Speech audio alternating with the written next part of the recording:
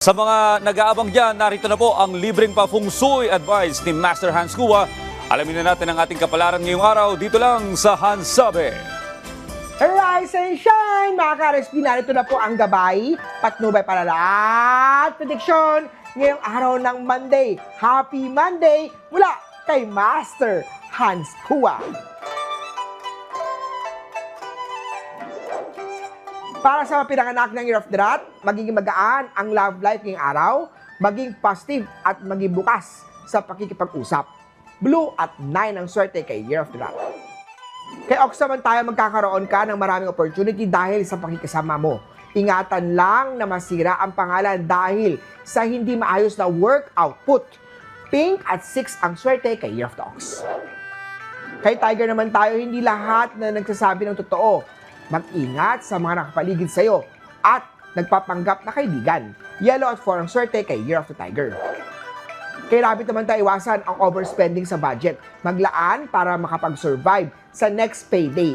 Sa usapang health naman, maglaan ng oras para sa sarili, magpahinga at mag-relax. Green at 8 ang swerte kay Year of the Rabbit. Kay Dragon naman tayo ngayong araw, magiging malapit ka sa isang tao na magpaparamdam ng kilig.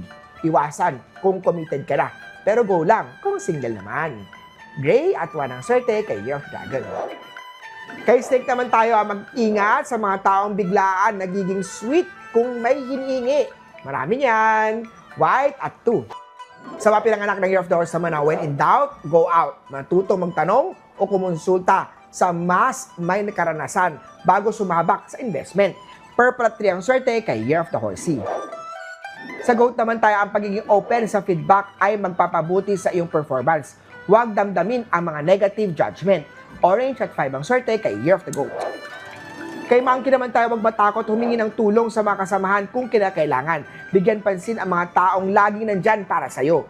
Blue at 9. Kay Rooster naman tayo, hectic ang schedule today. Magplano ng maayos para hindi matambakan ng mga gawain. Pink at 6. Kay Dog naman, may bagong responsibilidad na darating, embrace the challenge. Yellow at 4.